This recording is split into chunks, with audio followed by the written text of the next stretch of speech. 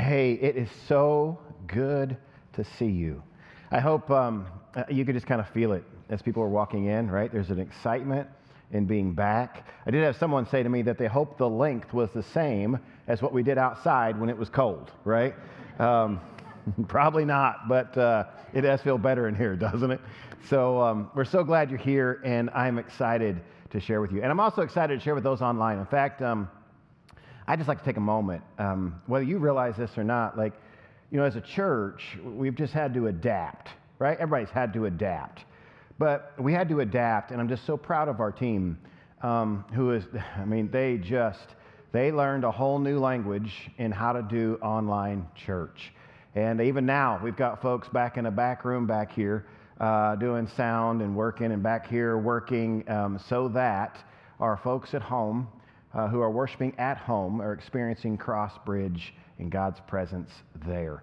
And so I'm thankful. In fact, I showed up at a children's family event, in fact, right here at the Ottawa campus this morning. And when I showed up there was a family who showed up, and they were participating, and I didn't recognize them. And they said to me, all they could see was here, right? I had a cardinal hat on, imagine that. And I had my face mask on. And they said, "Hey, you're Kevin." And I said, "Yeah." And they said, "We're the Smith family." And they said, you've never met us because we've only worshiped online. We've never been in a service yet, but we are so thankful, and we've enjoyed it, and it's nice to meet you." And so shout out to the Smith family, right? But here's kind of the cool thing, right? God works in the midst of all things. And even in the midst of this, right, he's connecting new families to Crossbridge as they're sitting at home. In fact, even we have a baptism tomorrow, first weekend back, right? 10:45, we'll baptize someone. And so God's work never stops. It's just his church, whether it's gathered or whether it's at home, gathered, he is doing great, great things. Hey, we're going to look, as Pastor Sherry said, we've got a new series called Living the Good Life. And I'll tell you where it came from. Big picture for this series was, I was thinking, okay, what am I going to preach after Christmas? And kind of thinking about where people are, what they're thinking about. And I was just flipping through the New Testament. And there's all kinds of passages, little headings above the passages that talk about living. And it'll say living as children of God, or living as children of the light, And if you go through these little letters back here, you'll see all kinds of sections about living. And I just started reading through them, and I thought, man, there's really good stuff. The Bible is actually really practical in teaching us what it looks like to live. And what I believe is when we live according to how God created us to live, it is actually the good life. Lots of good things come out of it, and we avoid sometimes a lot of the other stuff when we're sticking to living the way he's calling us to live. And so I'm going to start this weekend at Colossians chapter 3, verses 1 through 11. Colossians chapter 3, verses 1 through 11, and the heading is Living the New Life. Okay? So here we go. Since you've been raised to new life with Christ, set your sights on the realities of heaven, where Christ sits in the place of honor at God's right hand. Think about the things of heaven, not the things of earth. For you died to this life, and your real life is hidden with Christ in God. And when Christ, who is your life, is revealed to the whole world, you will share in all his glory. So put to death the sinful earthly things lurking within you. Have nothing to do with sexual immorality, impurity, lust, and evil desires. Don't be greedy, for a greedy person is an idolater, worshiping the things of this world. Because of these sins, the anger of God is coming. You used to do these things when your life was still a part of this world, but now is the time to get rid of anger, rage, malicious behavior, slander, and dirty language. Don't lie to each other, for you've stripped off your old sinful nature and all its wicked deeds. Put on your new nature and be renewed as you learn to know your Creator and you become like him.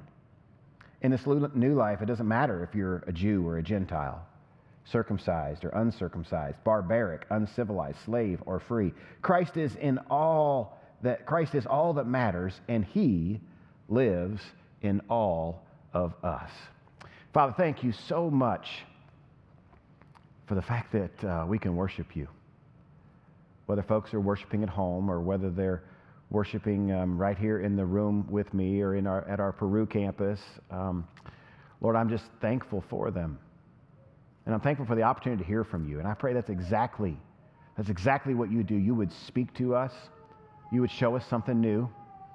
Lord, we would just sense that you're talking directly to us. And I ask for your help today. In Jesus' name I pray, amen.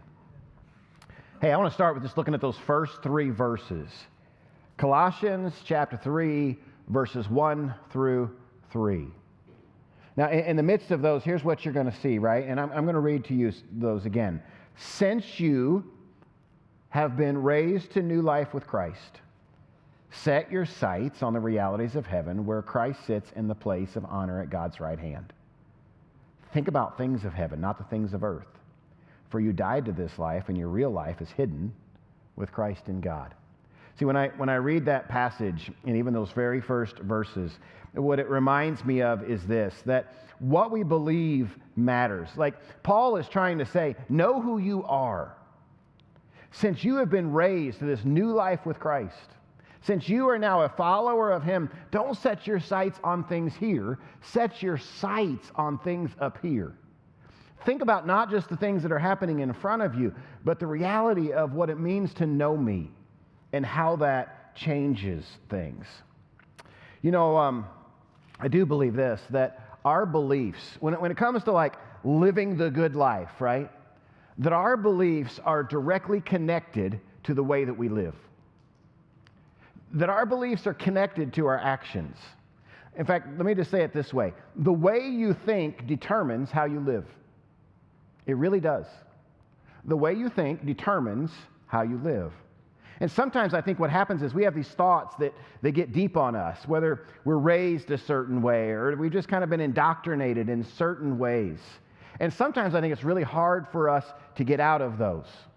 Sometimes those are true according to the Word of God, and sometimes they're not. Sometimes you can be like, oh, they're perfectly in alignment, like what I believe. And sometimes you're like, oh, yeah, I believe this, but I don't really see it in here, right? And here's what I would say. It reminds me, this is probably a terrible illustration, but sometimes I do think this. We get stuck. We get stuck holding on to certain things, and why, right? I was reminded for years, my adult life, right, I didn't like green peppers. How many of you like green peppers? Okay, good, a lot of you. How many of you don't like green peppers? Okay, maybe I was just the oddball, right? But I was like, I don't like green peppers. And in fact, like I really didn't like them. Now, I didn't remember really what they tasted like. I just knew I didn't like them.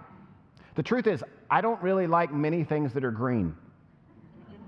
I'm like a little kid. I have like a kid palate, right? And the deal is, I don't like many things that are green. And so I didn't want to get peppers on my pizza. Every once in a while, you know, someone would like make these, what do you call it? We have like a pepper and you put like hamburger meat and stuff in there. And I would get the meat, but I didn't want to touch that pepper, right? And then one day, I can't remember where I was at, but one day there was a pizza somewhere where I was eating and it had peppers on it. And I was like, man, I'm a grown up, right? Like surely I can take one bite and be okay. And I took a bite and I was like, huh? And I thought, wow. And I took another bite and I was like, wow. And so now I like them. If I get a steak sandwich, I'm like, light on the, so I still get light on them, but I'm like, light on the green peppers. Man, it changes a steak sandwich. I had no idea. All of a sudden that thing came to life. But I will tell you, for the longest time, I just knew in my mind I didn't like green peppers, and so I would never get them. I would never order them. If they were on something, I wouldn't eat it. And look at what I missed out on. See, our foundation is really, really important about what we believe and who we believe we are and how we function out of that. I was thinking about this. When you believe that God could never forgive you, and maybe it's from something that's happened in life, right? And you're like, God could never forgive me. My guess is most likely you struggle forgiving yourself. When you believe that God could never love you, most likely, my guess is, you would struggle loving yourself. Or when you believe at your very core foundation from whatever's happened in life, which has shaped and molded you, maybe even that God isn't good. You will most likely struggle to see the things that God has done for you, but you will perceive all of the things that God has done to you. You know what I'm saying? There's so often I talk with people, and I can just see, I see the lens that they're looking through. And they can't, right? They can't see it. It's just their lens.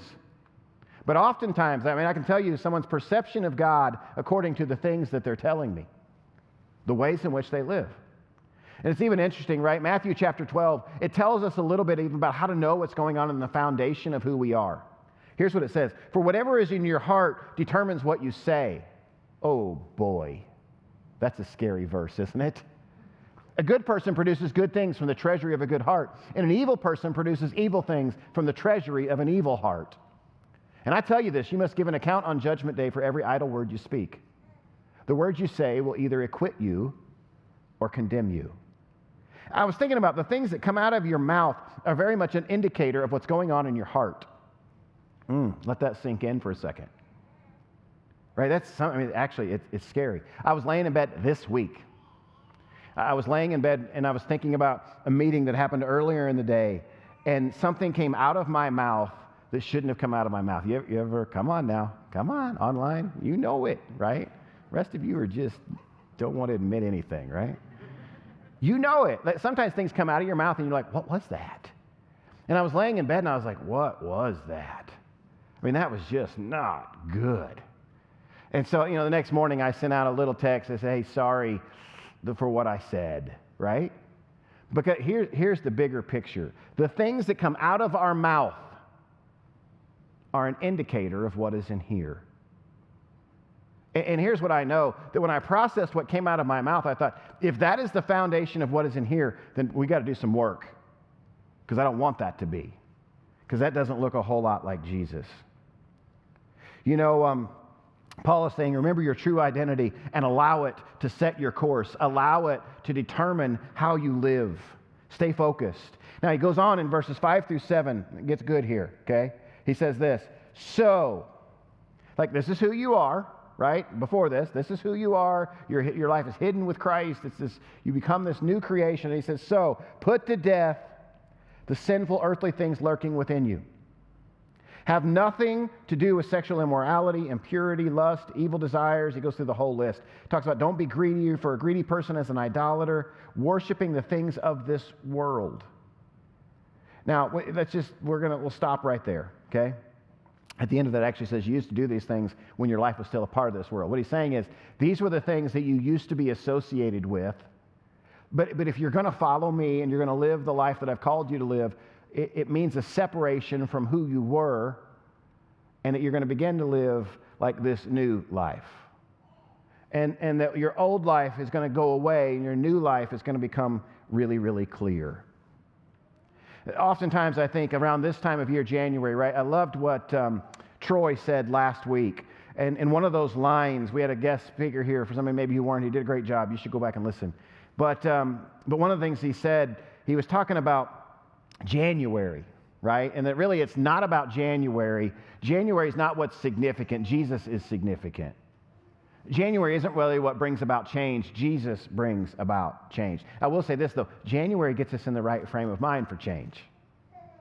In fact, here's what I think. Oftentimes we make lists of things that we need to do. And January is the month to do that. Like sometimes maybe on your list it would say exercise more, go to sleep earlier, get up earlier, pay off debt, eat healthier. I had my first unwich this week too, right? And I didn't think I liked it either, but it was actually good. Read more, pray more, focus more on my family, all those kinds of things, right? And all those are good. But this passage reminds us that maybe we should also do a self-check. Is there anything that needs to go? I'm not talking about just things you add, good things to add. Is there anything in your life that needs to go? In fact, in the original words in this passage, from the original language, here's what it meant: to make dead. Like when he goes through this list, like the idea here, see, oftentimes, here's what I think. We become very good managers. We want to manage those things we don't like in our life, the things we know shouldn't be there. We want to manage them. We want to suppress them. We want to control them. We want to cut back on them. But this passage is saying, hey, I'm not talking about management or, suppressing or controlling. I'm talking about make dead. There's no room for this in the life that I've called you. There's no room for these in the good life that I'm calling you to. Things like sexual immorality or greed or idol worship, worshiping the created more than the creator.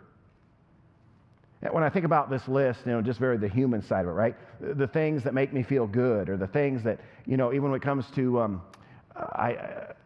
to, maybe things that we would say, greed, right? Like I want it, or idol worship, like I love it, and we all have those things. And here's what I know: management is hard. Management is extremely hard. In fact, I'm going to put it this way. So, I need to get healthier, okay? I don't care what you think. Look, I'm just telling you, I am not a very healthy person in the way that the things that I put in my body. And so I know I've got work to do. And I've been working on it a long time, and it's like, whew, how many of you, like it's like this, right? The problem is, as I said earlier, I don't like many healthy things, right? And so I've got to continue to expand that palate, right? But I need to make some healthier decisions. But at Christmas time, I went to my mom's, and I went to see her for a few days, and I was there with her, and I'm just telling you, my mom's love language, okay? Her love language is baking and cooking. It really is. Mom, she's watching. It's baking and cooking, and she's really good at it, and I'm really good at eating it. So we work really well together, because pretty much whatever she bakes and cooks, I like, right? And so I walked in the house, and like the next morning I got up, right, and I look around, and let me just tell you what's all there. Like it's not even like, it's like a bakery there, right? There's all this stuff there. There is pecan pie. How many of you like pecan pie? Okay. Peach pie. There's blueberry cobbler. There's cheesecake. There's brownies. There's cookies. There's fruit pizza. And there's a pile of all this chocolate, like Christmas candy, that's on the way from the kitchen to the living room, that every time you walk by, it like hits you. So you know what I'm talking about? You can't help it. It just, it's like reflex. And so when I first got there, I thought, okay, management. Like, I don't need all of this. I just make wise decisions. It's not that I can't have some. I can have some. I don't want to offend my mom, right? But I tell you, like about 6 hours in, that was out the window, right? It was like, if you looked at my plate, I'd had one of each, right? And I was working at going back for more. And I thought to myself, so then I made a decision, and I was like, I'll start when I get home. How many of you? The best diet, the best way to get healthy is to start tomorrow. I mean, that doesn't work very well, but that's what we do. And here's what I know, right? It's what we do in a lot of areas of our life. We try to manage it. We try to manage it. We try to control it. We're like, I'll get better at that tomorrow. And I think Scripture is pretty clear that there's just some things in your life you cannot manage, that they just need to be made dead. You used to do these things in verses 7 and 8. You used to do these things when your life was still part of this world. Now it goes on in verse 8, but now is the time to get rid of. Lots of truth in that. See, this is the way you live prior to Jesus. Then Jesus helps us exchange these things for a better way of living. And then if you look at verse 10, it says, put on your new nature and be renewed as you learn to know your Creator and become like Him. So this is kind of where this is who you are. These are the things like you got to make dead. You need to get them out of your life. Like we're talking about a real transformation here. And then it goes on, and what this passage really says is, hey, like I'm doing something new in you. This isn't just about what you're doing. You're just cutting this out or cutting this out. I'm doing something new. And in fact, I want to renew you.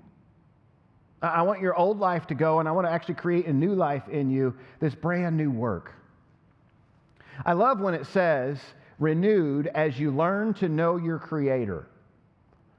It's really it's pretty simple. How do we become new people? How does God do a renewing work in us as we get to know Him.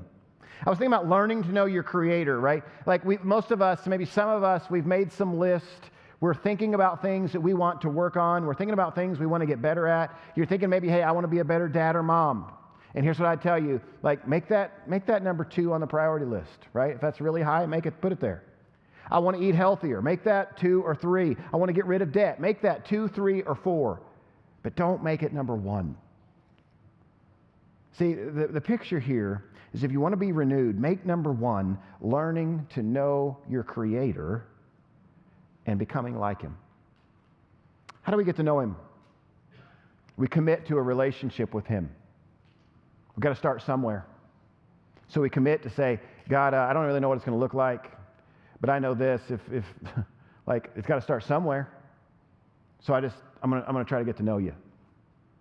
I'm going to believe, Father, that you sent the Son to die for my sins and that you can do something new.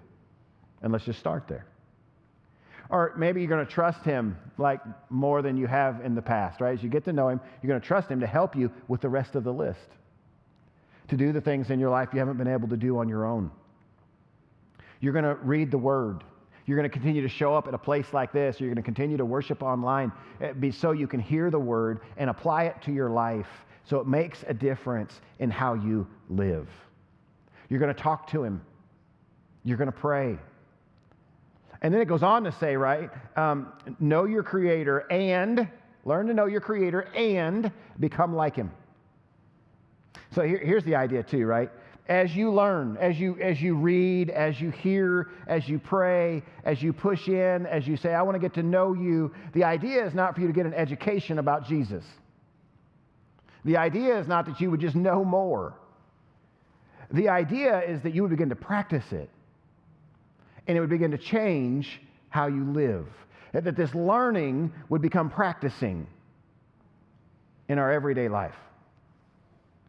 You know, I think one of the questions we ask ourselves or need to, right?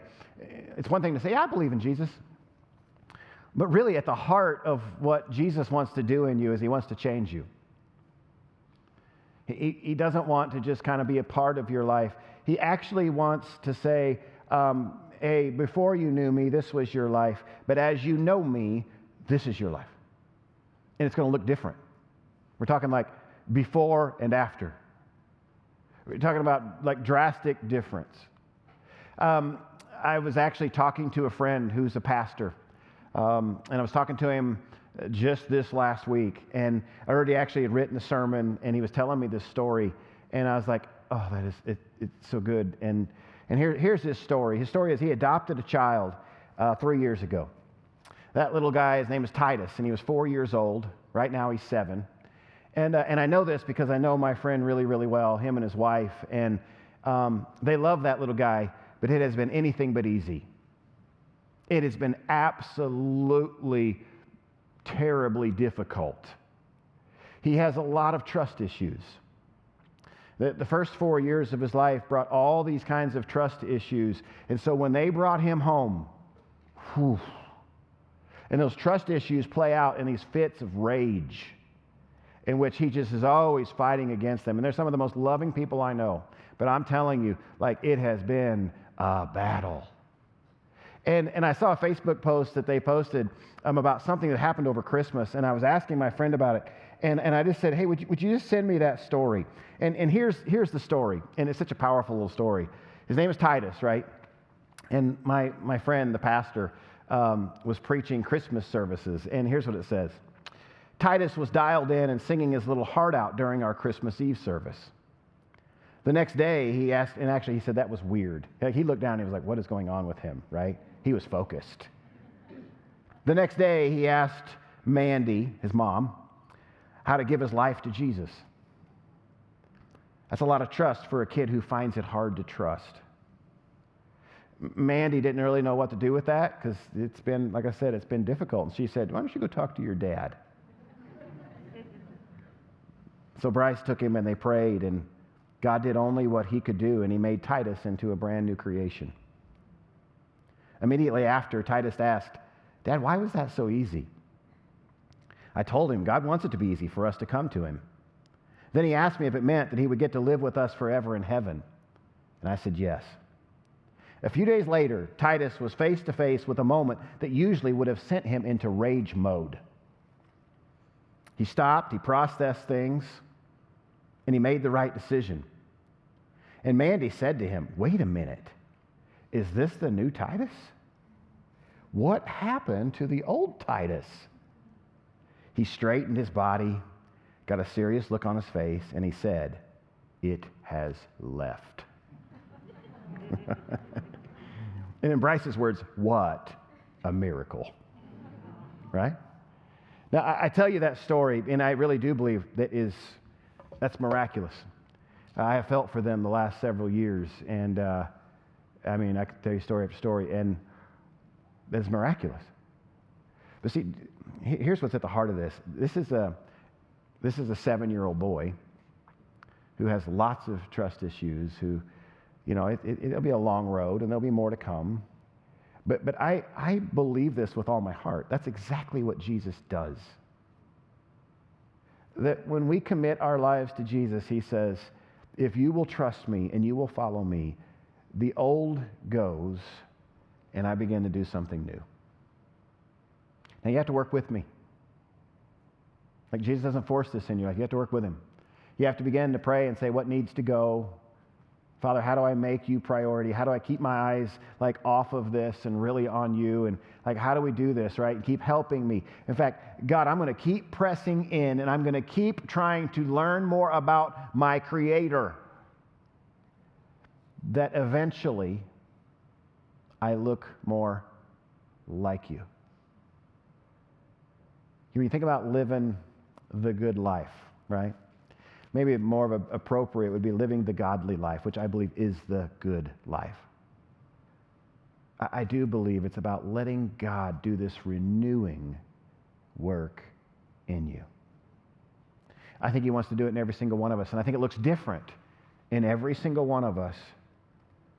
But I do believe, in fact, here's what I'd say, and just keeping it very relevant right here, right, is this. Even I think about this last week, Pastor Sherry mentioned it. Let's just say it. It's not just been the last week. It's been months. It's been where we've lived. It's been the culture that we find ourselves in. It's difficult. It's hard. It's a mess. It feels like it hasn't felt before. And here's what I think. I think the reminder for us as people who love Jesus, people who have a relationship with Jesus, is God, help us to live better. Help us not just to see what's happening on this earth, but remind us what we're called to. That we are called to live in a way in which looks like you. At the end of the day, what I hope that we're known for, right? We can be known for so many things. We can be known for where we work. We can be known for our family. We can be known for our political affiliation. We can be known for all these different things, right? At the end of the day, let's just hope, right, that the number one thing we're known for is our relationship with Jesus. Because at the end of the day, it's all that will matter. We're going to sing a song. We're going to sing it at the Peru campus. We're going to sing it here. We're going to sing it online. We're all going to hear the same song. And the song, really, you've already heard it. You were here. You heard it. I will look up. I really think we go back to the beginning of that passage. It's what it was talking about, right? God, help us to see beyond the earthly way. Help us to see and believe that, God, you can help us to live into this new life that you have for us. That it's real, that there's power available. That, God, you can still transform. And as we sing this song, this is, again, it's so good to see you. It's so good to be able to look into your eyes for those who are in the room. And here's just what I'll tell you. When you hear from him, here's what's really, really important. It really doesn't matter how often you listen to me. It doesn't matter how often you listen to the worship team. What matters is in the midst of that, you're listening for God's voice. And that when you sense he's speaking to you, that you don't kick that can down the road, but you pause in the moment and you say, okay, I think that's you, and so I'm going to respond to you now. Not when I get home tonight, because you know what happens, right? Not when you get home tomorrow, you get in the middle of the Bears game and it all goes out the window, right? Think about this, that you'd respond now. As you're hearing from him, you would respond.